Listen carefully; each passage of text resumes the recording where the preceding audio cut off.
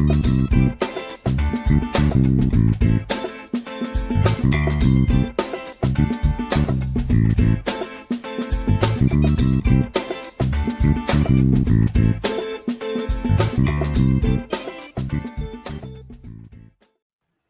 everybody. Welcome to Maker's Bar. I'm your host today, Troy Goldenberg. I'm here today with Brianna Wu, who has a very impressive and very cool professional and political journey. She is the executive director at Rebellion PAC. And Brianna, thank you so much for coming on. It is so excited to be here.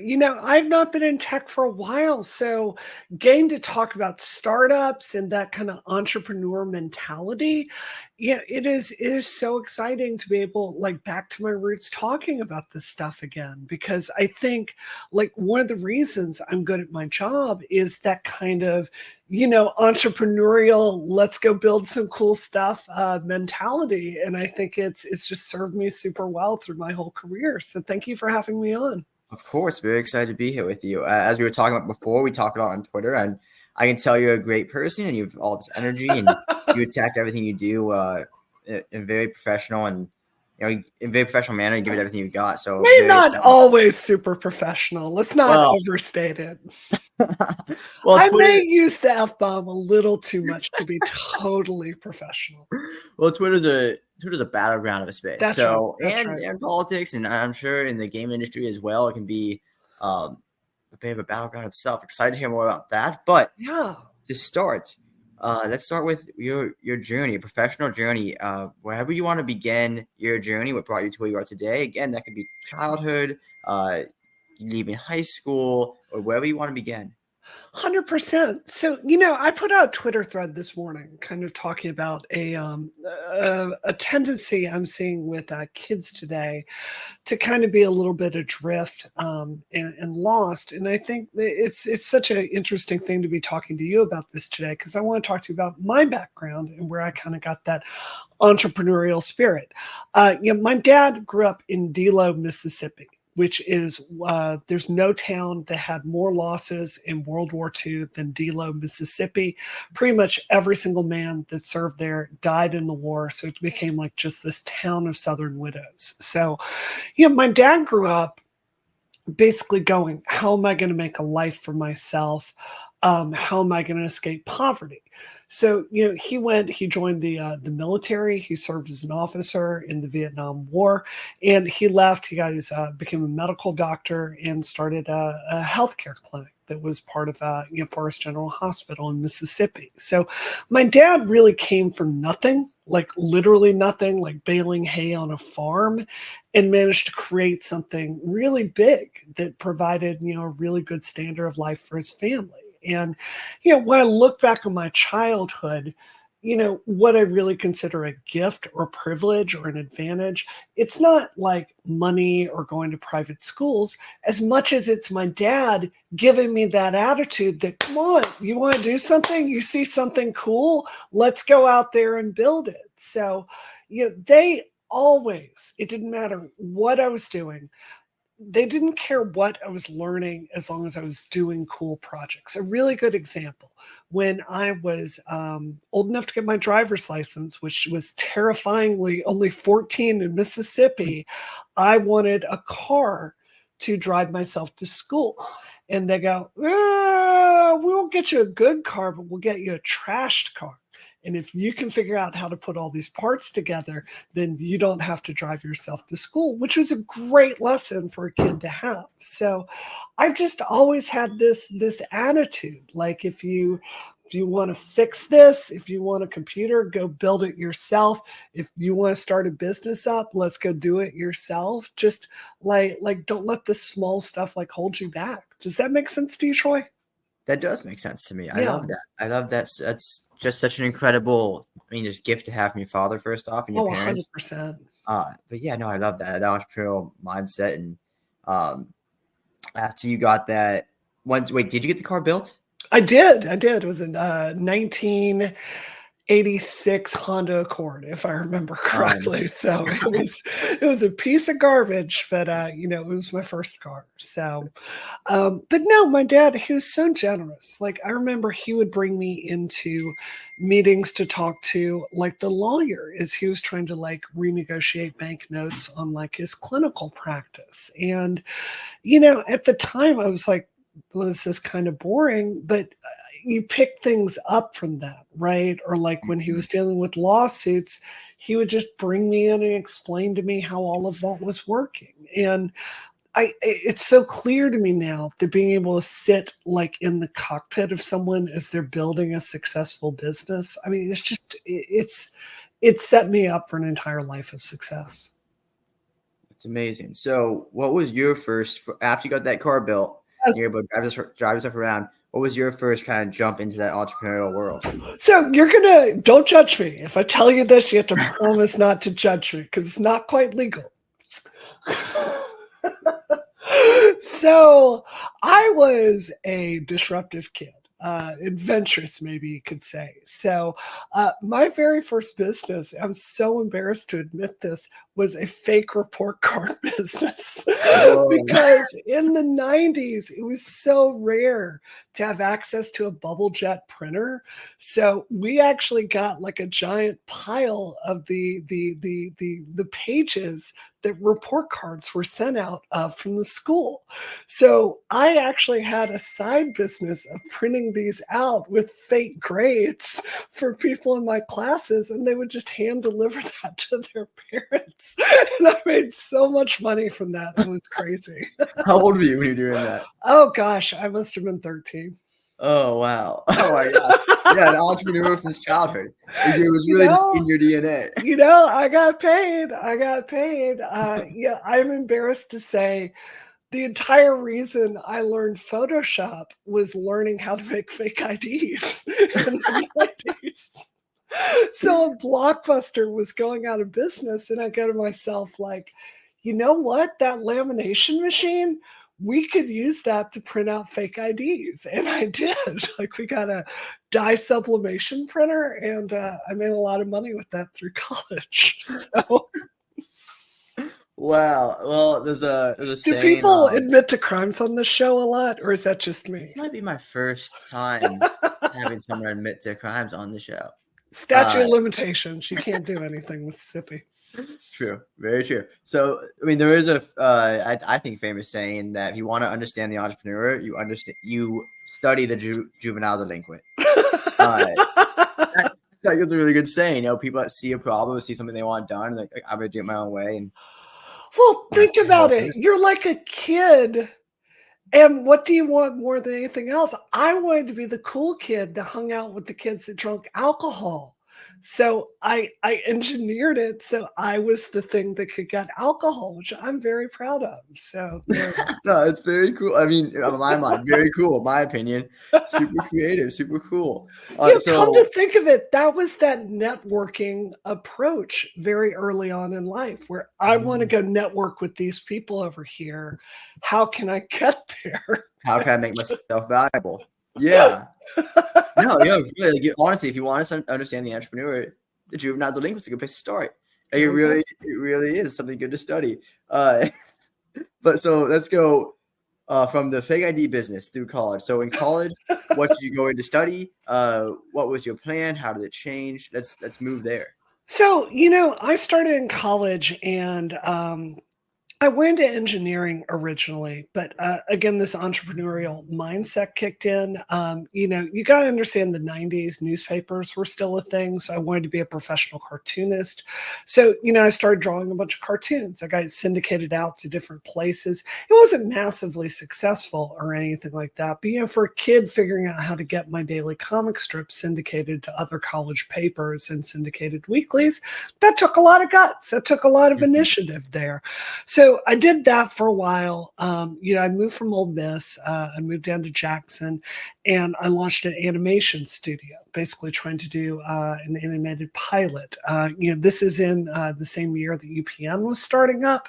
So, we ran out an entire house in Jackson, and we filled it up with Macintosh G3s, and started to learn how to do what is today a very common animation style, which is using After Effects and frame blending to basically turn comics and drawings into a television pilot.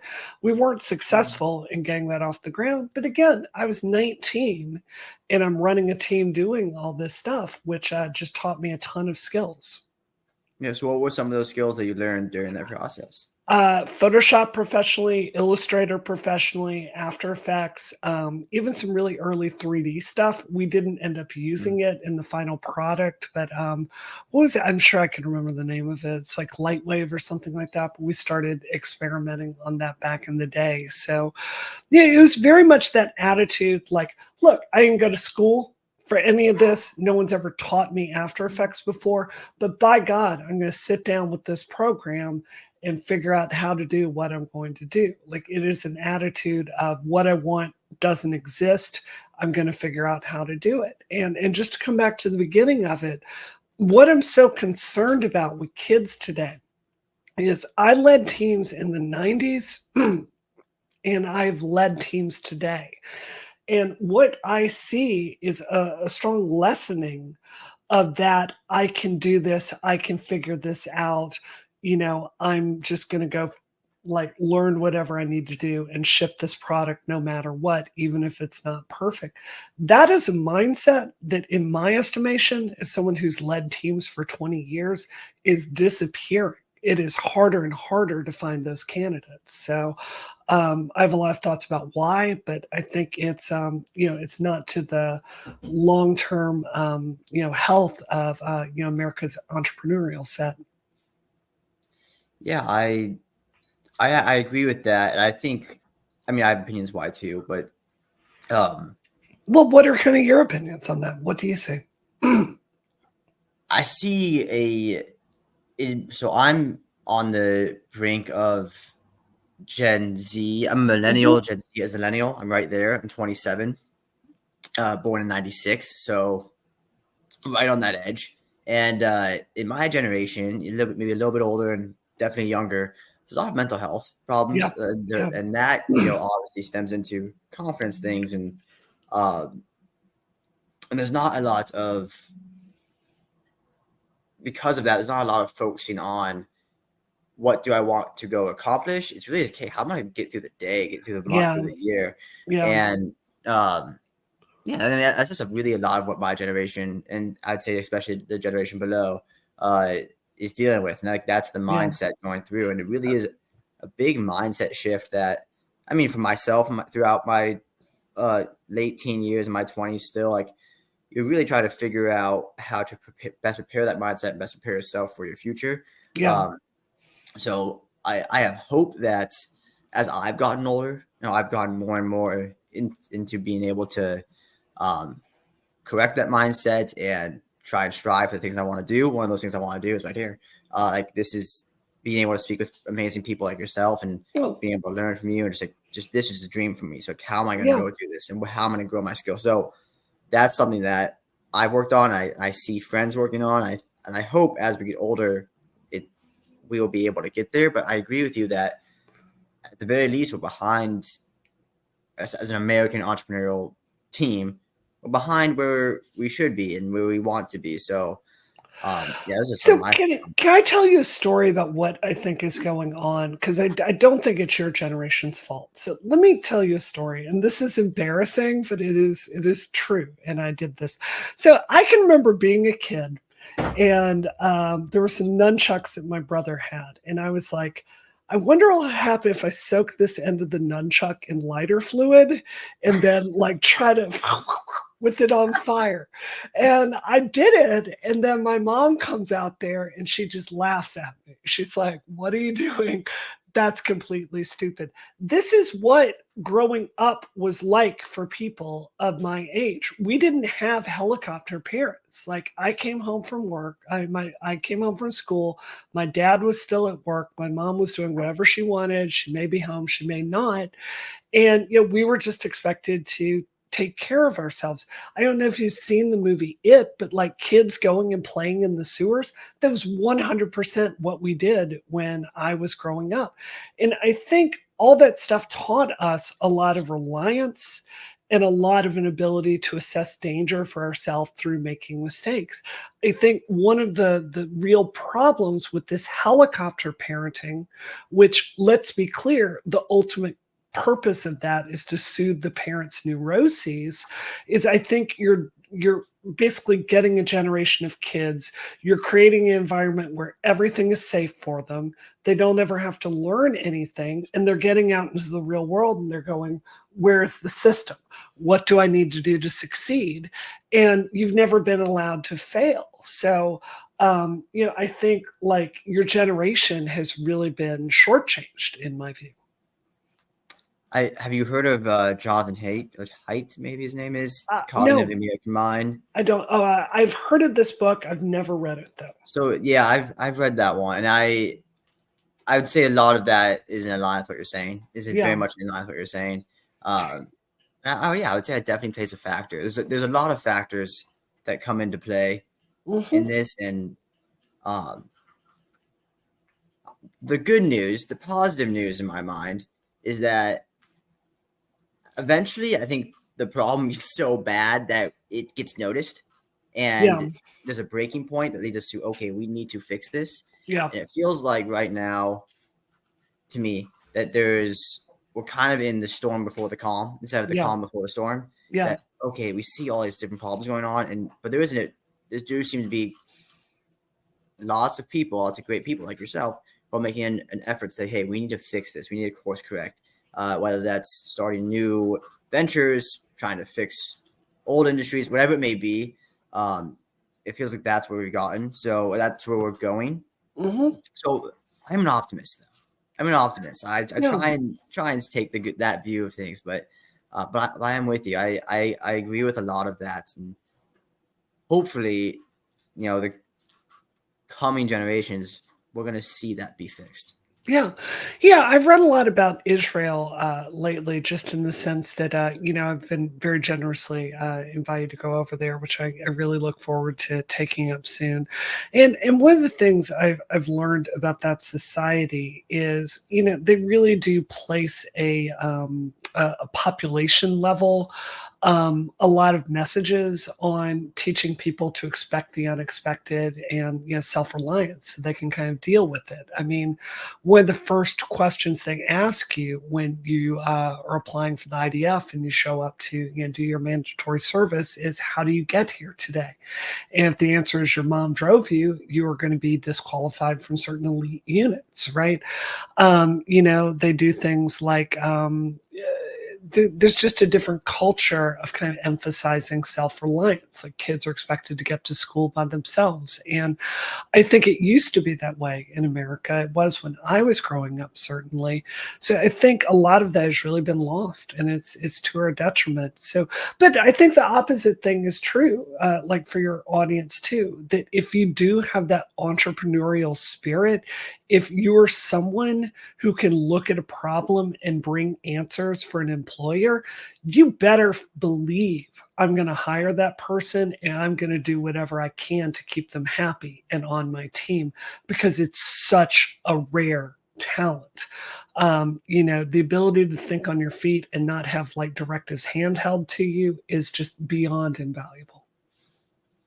That is great advice for any employee or entrepreneur, anyone my age that wants to go out there and solve problems and change their life and the lives of people around them. So that's very, very great advice. Thank you for I love sharing. it. Yeah. So I would love to keep learning about your journey. So where we left off Yeah. was at 19, Yep. you put together some animated clips for a pilot episode. Yep, that's Uh, true. I it was a was little event older than that. I think I was 22 when we finished that project, so it took a 22. while. Yeah, Okay, so yeah, after that project, yep. what was next for you? What was next for me is I decided to take a break from being an entrepreneur. I didn't know a single person. I got in my car, I moved to DC, and I kept knocking on doors till I had a political job, which was very, Wow. very exciting. So I palled around DC politics for a bit, met a whole bunch of people, kind of started learning how the game was played. It's a dark truth, but I'm going to tell you the truth about my story. I found myself in rehab after that. I was struggling with the poly addiction. I got out of rehab. I got clean. That was 21 years ago. In its own way, like rehab was a real lesson in self-reliance. People don't know this, but the rates to be able to get clean from poly addiction are really, really low. 90% of people relapse within 5 years. And I was really fortunate that I only had to go to rehab once, and it took. I got the lessons I needed. So, I left there. I went back to school, and I think the next big, really entrepreneurial chapter of my work would be starting my game studio when I was about 30. So, Frank and I moved to Boston together. This was 2008. Obama had just won. And, I was newly married. I didn't know anyone in Boston. I'd left, my tech job in California to come with Frank. And, I'm like, well, certainly not going to sit around the house all day and wait for Frank. So, Unreal Engine came out on iPhone. And I remember sitting there and looking at it. It's so 3D and gorgeous. This is back when most games are 2D cut the rope. And I was like, I'm looking at the next 20 years of gaming right here. People are going to be playing games on their phone, not on PlayStation. So I had an idea to basically found a game studio that would tell, stories about cool women, the kind of game that I had never seen for most of my life. And, I did this. I hired Amanda Stenquist, who is my co-founder, my right-hand woman, and Maria Enderton. And we worked extremely hard and put out this gorgeous, beautifully animated game for iPhone called Revolution 60, which I am beyond proud of. Before it kind of got politicized by Gamergate, we were featured by Apple. We won an iMore Game of the Year award.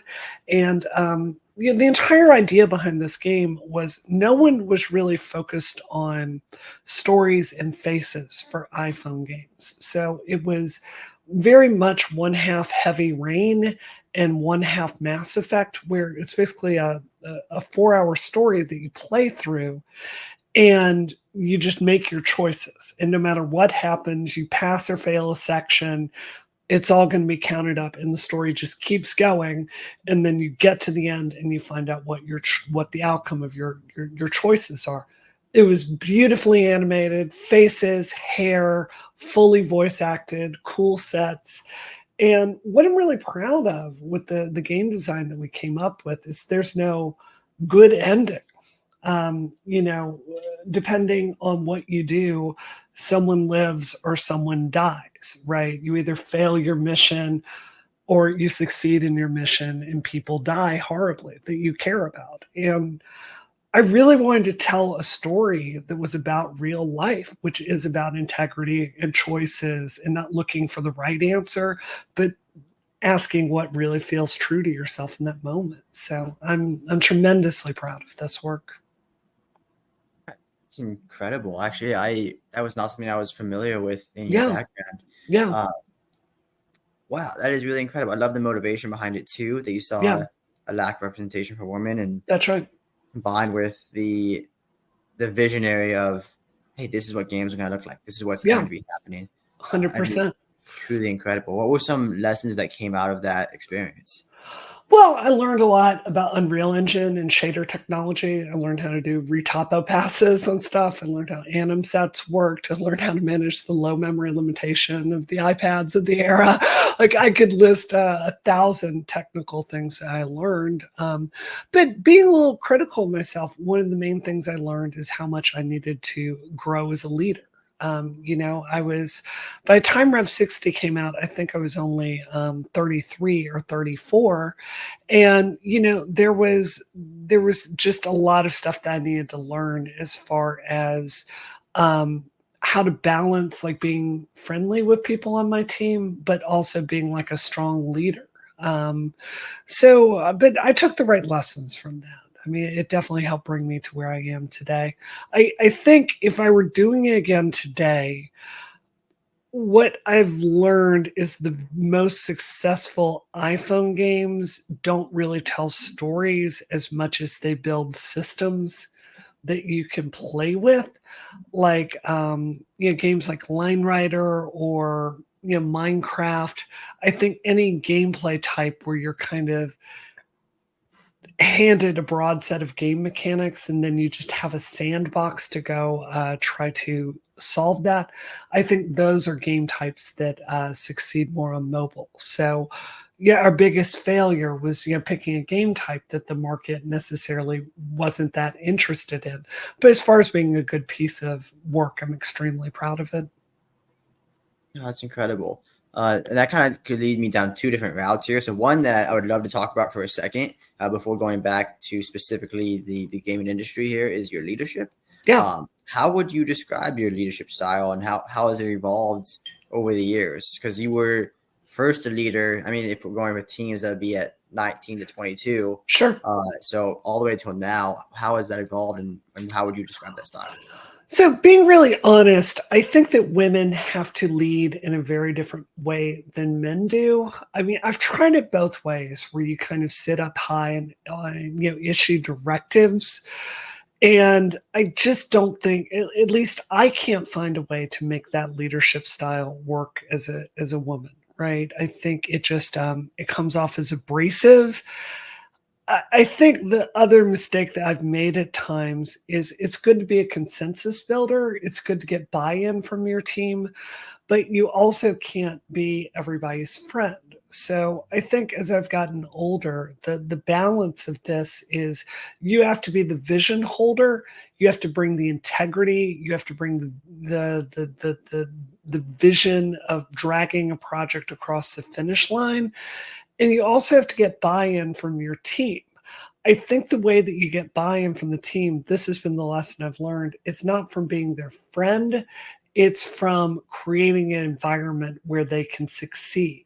So knocking down barriers, arranging the workday so they can go pick up their kids at 5, solving political problems, giving people opportunities to work on side missions that you may not be sold on, but they're really enthusiastic about. Kind of building a team where you are that strong leader and you're a voice and you can tell people no, but you're also trying to like understand what motivates people so you get buy-in from them. That's how I try to lead. I think I've generally been very successful at that. I think that's a great style of leadership. And I guess the biggest team I've ever led was a team of 5. I had a vending machine company when I was in college. That was my first. That's awesome. That is Yeah, a I mean, fascinating industay, by the way. it is. It is. I ended up being a bit of a nomad of a person, I found. But if I was staying in Kansas City, where I was originally from, I would have just kept running that and just on the side and seeing that work where it could have gone, because you did see the growth. But so that was my really only time really leading a team. And in my experience and speaking with many other leaders, there are very few people, man or woman, I think, that have found a way to be successful in the former way you mentioned of just like, I am just going to delegate. I'm just going to be very hard nosed. And there is a lack of buy-in from my experience and from my Yep. discussions. There's definitely Yep. just a lack of buy-in. There's people with opportunities and people that, if you have great people, another opportunity will come. And if you're not creating an environment where, one, they can be successful, but two, where they're happy being, That's right. there's going to be somewhere else to go eventually for I those agree. talented people. So, in my experience, both anecdotally through myself and through discussions, it's much more common than maybe you're allowing yourself to think that this is the way to do it. I think the way that you've experienced your 20 years of leadership, 30 years of leadership, it's much more common than you might think. And I don't know if it's just because of that you're a woman or your industries that you've been in or what it might be. There's definitely overlap, I think, with all industries and all leadership styles like that. Yeah. Yeah. I think it's part of it is your personality too, and the the problems that you're working on. I think if you're doing a vending machine business, that's very logistics focused, right? We've got to make sure this machine is working. We need to restock this. We need to, look for other vending machines to buy that may be on the used market. Can I refurbish this? That's very, I don't want to say it's not that there's a lack of innovation, but it's much more infrastructure. Like, does this work? Does this not work? Is this full? Is this not full? Particularly for the political things that I've worked on, people need to believe in a vision for what they are fighting for. Right. So getting that buy-in is really the base level of asking people to go into battle with you. It's really challenging. So I think good leaders make it about the mission. And what I've seen is a lot of bad leaders that make it about themselves, that consider that like a fiefdom and an opportunity to have power. Those people are universally terrible. I agree. And on that note, hey, go Kennel. Sorry. Oh, I have a puppy that just got, yes, I have you have a that puppy? just got energy. Oh, Yes, she was sleeping peacefully, and then right when we decided to record, she decided to get a ton of energy. So, we're very pro puppy here in the Woo House. I am very, very. I just heard your puppy. Yeah. Now that you say it, wow, look at I'm that. so sorry. Fun I'm so No, sorry. you're fine. You're fine. I'm sorry about mine as well. But there we go. Now, but on that note of bad leadership styles, those leadership styles we disagree with. After this adventure into the gaming world, I saw that you had taken your talents back into the political arena. Well, Gamergate happened right after that. We can't skip over Gamergate, unfortunately. Yeah, let's Yes. talk about that very quickly. Oh gosh, I don't want to get into it. If you're interested in Gamergate, there are a billion interviews out there about it. But long story short, I found myself in the birth of the alt-right here in this country, and in the middle of a very, very toxic basically identity politics war. I don't regret getting involved with Gamergate. I think my motivations were good. There was a harassment campaign against women in the game industry that was pushing us out of our careers, and I think I was right to stand up to that. It did get very, very divisive, and in many ways is the genesis of this identity politics playbook that I personally have come to the conclusion is not serving our country. But the side of that is it did make me a national figure. It gave me a national profile.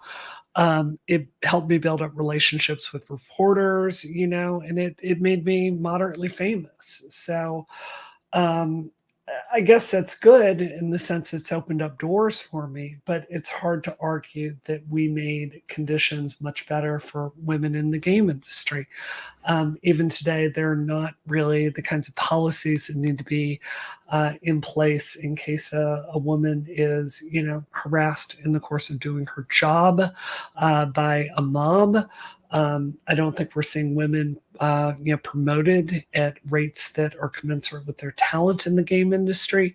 It's very, very, very rare to see a woman as a programming lead or a technical lead or a writing lead. And I wish I could do those years over again and focus more on the policy objectives that I wanted to get past instead of the culture war aspects of it. Interesting that you say that. So I'm somebody, as a someone who speaks to people, I'm very into the culture war aspect of things, Mm-hmm. more so than I am the policy aspect of things. It's something I've seen you talk about before. Is, hey, we need to focus on policies, and so That's I right. would be very critical of identity politics. How would you go about it differently? So, like, that's your stated goal. If you would do it again, that's your stated goal. But like, what specific actions would you have taken? I think I would have fought less with Steve Bannon and other major figures, and would have focused my efforts more on back channel. A really, I'm sorry for my voice. A really good example is at one point, Intel, I believe they announced that they were going to be donating, I think, $100 million for women in tech initiatives. It may have been 10 million, but it was a multi-million-dollar figure. And if you think about how that money could have been spent, you could have founded, helped women get seed funding for game studios, right? You Mhm. could have promoted leadership seminars. You could have put together a world-class networking event for people to come in, senior people in the game industry, and to be considered for executive positions, right? There's so much stuff that could have been done with that. And I remember this time period so clearly because I'm just going out and doing a bunch of media, and I'm in the middle of a swear to God political war. That money ended up going to the IGDA, which is basically an organization that purports to speak for independent gamers. And it's really hard for me to point to anything they did from that made a measurable impact for women in the game industry. So, like, if I could do it over again, I would have really tried to step into that and steered that more towards, away from feel good measures and more towards things that would really give women the opportunities in the game industry to show the leadership. One of the things about, like, Anita Sarkeesian and I had very different assessments about what the problem was in the game industry. If you look at feminist frequency, she was very much critiquing the output of the game industry. I am not interested in like censoring the output of what game devs do or don't make. What I am concerned about is a culture where women are not given fair shakes to prove their talent and make the things that they want to make. I think the input side is the problem, not the output side. So Mhm. I just wish I'd focused more on concrete policies within the industry itself. Interesting. So, how did that experience lead into your 2018 congressional bid? Well, pretty straight up with it. If your audience, if y'all are Republicans, we can still be friends. I'm a Democrat, and I personally did not like the direction that Donald Trump was taking the country. And I felt a real responsibility to step up and try to steer it in a different direction. So, knowing literally nothing about running for office, I stepped up. I ran for Congress, and I'm really, really proud of that. About 20,000 people voted for me, which was, sometimes when I go to Fenway Stadium, I look at the crowd size and think, wow, like something almost equal to everyone here voted for me. So that's really powerful. The thing is, we all have political ideas, but the actual mechanics of how an election works, how fundraising works, how FEC reports work, how field works, how canvassing operations work, there's really no way to know this except to leap in and do it. So even though I didn't win in 2018, I did develop a base number of skills that helped me identify things that the Democratic Party was frankly failing at, and that kind of brought me to my current work. And what is that current work? Do you want to dive more into this? Yeah. So right now, the job that I talk about publicly is being executive director of Rebellion PAC. The truth is, I work with a lot of different organizations and different contracts behind the scenes.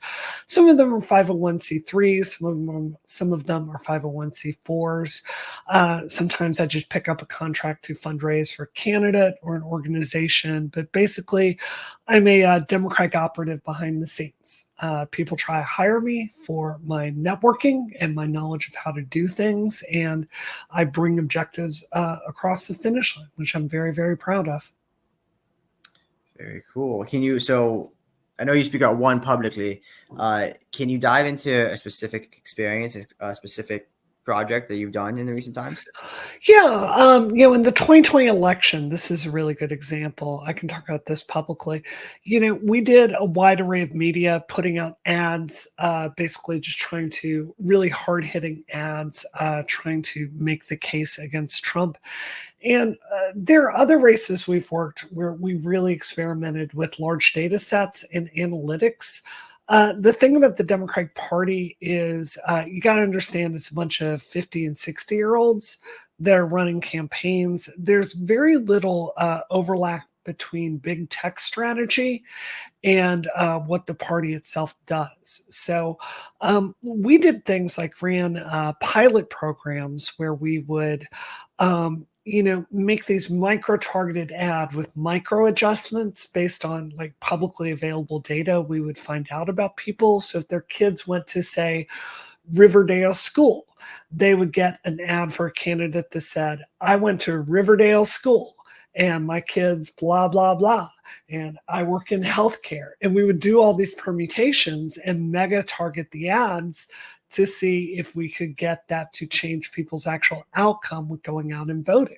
And you can actually, using large data analytics, you can say, I'm targeting this voter, I'm going to serve them this ad, and then you can go and measure if they've actually gone and voted. And we found out that this is tremendously effective at getting people out to vote. So it was a lot of like kind of bringing that big tech entrepreneurial mentality to a political game that's very much about just buying television ads. Wow, that's really cool. Yeah. I don't have a lot of experience even in conversation about this game, this political game. Yeah. So like, how have you seen this change in the past decade or so that you've been involved to today, and where do you see it going in this game that you're playing? Well, the big problem I think that the Democratic Party is facing is the voters are aging out. They are listening to voices more and more that are telling them not to vote. They're telling them, our country is flawed. And they're basically serving up cynicism day after day. The Democratic Party is not investing in TikTok. They're not investing in Twitch. They're not investing in YouTube. And, this is going to increasingly be a problem. Let me just ask you, when's the last time you watched CNN or Fox News or MSNBC? I would bet it's been a really long time. I think I can name you definitely on two hands the number of times I've watched that as an adult. And it really only comes down to like, there's going to be some big political event, like a debate, or I remember the only time I've ever seen, like, everyone I know was watching CNN and Fox, and we were flipping between the channels, was when Russia invaded Ukraine. Yeah. Every single person I knew, like, that was the only place to really go. I mean, that like, those are horrible events. They're going to happen, but that's it. Like, those are the only times that you will see people my age going between CNN, Fox News, and MSNBC. That's right. So how does the Democratic Party get messages out to people like you? This is a hell of a problem, right? Yeah. You run ad blockers for YouTube, though, they've cut back on that in a lot of different ways. I think the answer is ultimately going to be working with influencers more, and not in a phony way. But I think what the Democratic Party can do is identifying influencers doing good work and help them grow their platform. right? I think we can partner up for canvassing events with really big people. I don't know if you know who Stephen Bunnell is, but I've done a ton of work as far as getting Destiny in front of members of Congress to talk about issues. So I think there's this real need for the Democratic Party to understand it is safe and easy to go on CNN, but you're going to be missing a massive part of the electorate if that's all you're doing. So, my political mission increasingly is going to be to, focus on new media and try to get messages out there. I think that's the right strategy. That's something that when I'm trying to figure out, like for myself, even figure out, okay, I want to do this for a living. I want to be able to talk to people and help change, make positive impact, for Sure. a living. And you think about the funding and the eyeballs. How do we get eyeballs in, and how do we get the right people, the right messages in? That's something I come to a lot as well. A lot of this in the future is just going to be through influencers. And again, like you said, not when people hear influencer, even when I hear influencer, as I'm saying, it's like, oh, you think kind of dancing, you think kind of like very kid-based No. talk. No, you don't think that? I think, would you agree it's probably accurate to call me an influencer? Like my Twitter gets a ton of stuff. I do a ton of media, I would agree with that. Yeah, I think I'm a fairly serious person. Like you read my Twitter. I think you are. I think you're a very serious person. My hope is that that mindset shift of that word, or maybe another word comes out that replaces it, but that word, an influencer, like that's where it's going to be going. And so Steve Bunnell, I didn't know who he was, probably a year ago, and now I see him everywhere. And I think that's whether you agree with him or disagree with him about whatever topic he's talking about, I think people like himself that, in my view, he's trying to come at things from a objective standpoint. He's trying to say, hey, I believe this is right because of XYZ reasoning. That's really important. I think more and more of that's going to evolve, and whether it's organizations like the Democratic Party or whether it's like big news organizations, that they're going to have to start being more involved in that type of work. And I'm excited to see how the industry evolves and how our culture and policy evolves going into the future because of all this. I think one of the things I've learned from Destiny is I think, 10 years ago, the media landscape was very much filled towards confirmation bias on the right and the left, right? So if you're a feminist like I am, you go read Jezebel and you'd read BuzzFeed and you go read your news. And then if you're a right winger, you would read Breitbart and all that kind of stuff that kind of confirm that bias. What I am interested in increasingly is Americans, if you look directionally, are abandoning both political parties. Independents are now 42% of the American electorate, according to Pew.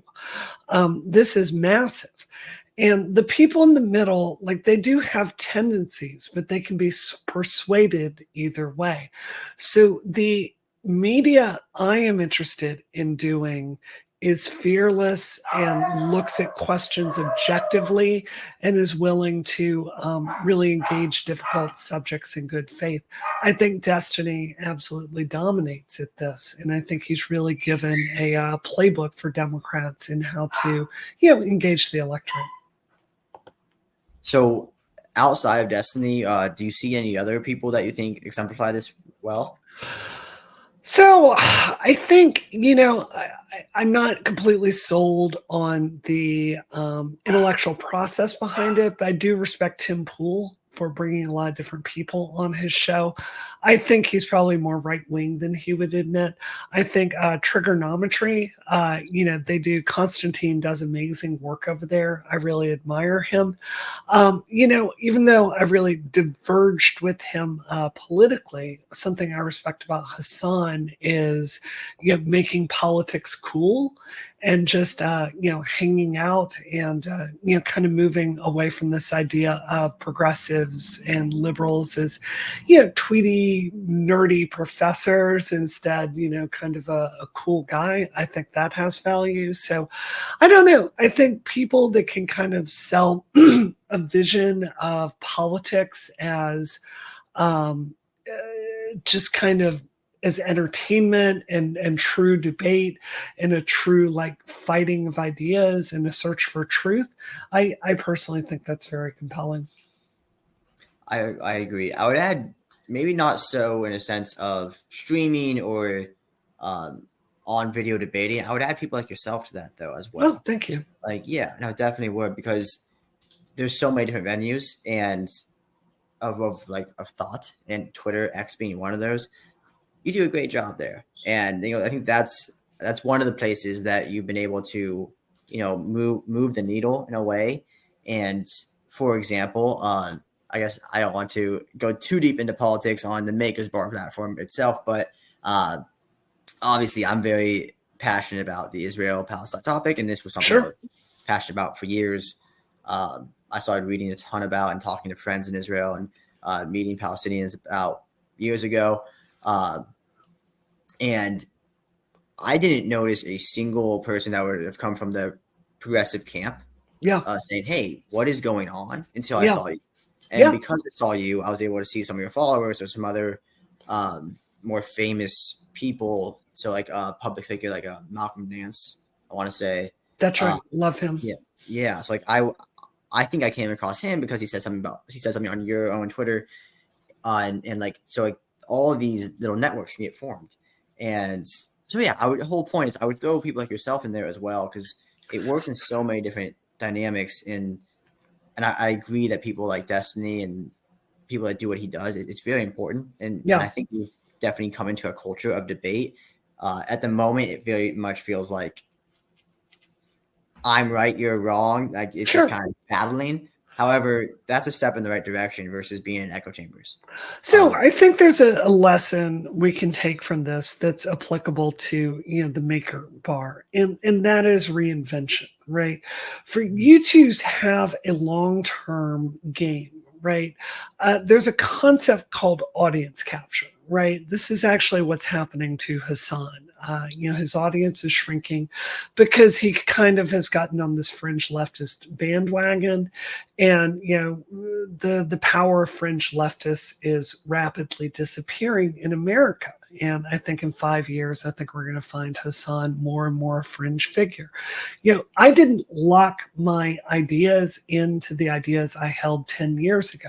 I've grown. I listen to new information.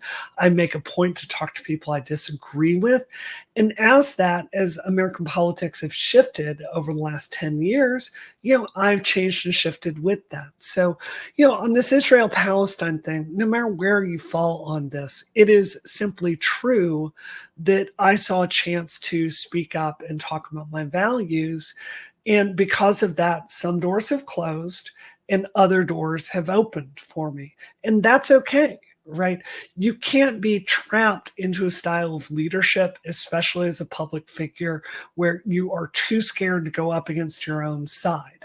What you do need to do is make sure you're staying true to yourself, true to your values, and making sure that what you do has effectiveness. My mission right now, to just be completely honest with you, is to stop Jews from abandoning the Democratic Party, because no one on my side is valuing the Jewish experience and no one is pushing back against this fringe narrative. That is a really, really important goal. And I'm sure as my career goes forward, we're going to find a lot more alignment on things like making sure like democracy and Western values are standing strong. So, leadership is not just about, an MBA or spreadsheets. I think at the core level, leadership is about integrity. And I think in recent months, a lot of people on my own side have failed that test. Yeah, I agree completely. That's a great quote. That leadership is at its core level about integrity, and I It is. agree completely. And that's one of the things I very much appreciated about you. Talking to you today, and before I even knew you, I just knew you on Twitter. It's easy to tell. And if you, I think it's easier to tell quickly in a conversation. Yeah. You can really pick up on who somebody is. It's hard to fake being somebody for an hour, if Yeah. you're going back and forth in a conversation. But on an online persona, especially whether it's going to be a YouTube, a Twitch, or more of a Twitter type platform versus maybe something where you just post a picture. Yeah. Uh, you can't really fake a persona. You can't really fake your integrity. You can't really That's right. fake your values for all that long. That's Uh, right.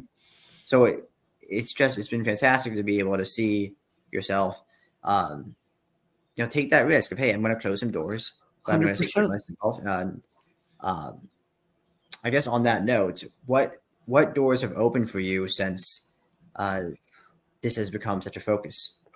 So, your audience doesn't need to agree with me. I believe in Joe Biden, and it's my mission to get Biden elected. We'll still be friends if you vote a different way, but that's how I feel. What I plan to shift to after 2024 is, regardless of Israel Palestine, which is going to happen and this war will come to an end, it's really clear to me that there is a crisis in America of people standing up for democracy and the West. And I mean that in a very literal sense. If you look at human history, there are two real forces in recent history, and that is theocracy and that is democracy. And democracy is increasingly under attack. I think there needs to be a operation, a sophisticated political operation to talk to normal people in the middle that are tired of all this extremist BS on both sides and get messages out there about what America is, what we stand for, and to educate them on what Iran, Russia, Hamas, and China are doing to our people. They're telling the story about America where America's the villain. America can't do anything good. America's a failed empire, and none of that is objectively true. So I want to build a professional political operation to build a constituency of normal people in the middle that are tired of all this screaming and just want to get some public policy done for normal people. And that's what I'm going to be doing. So it's going to involve some fundraising. It's going to be involved building a team. So if anyone in your audience is interested in that mission, feel free to reach out. I love that. And what would be some advice for someone that's just getting started in your industry in this big game and aiming for a leadership position? Take the money seriously. Fundraising, there's no shortage of ideas. There's a shortage of capital. So, pay attention to that part of it.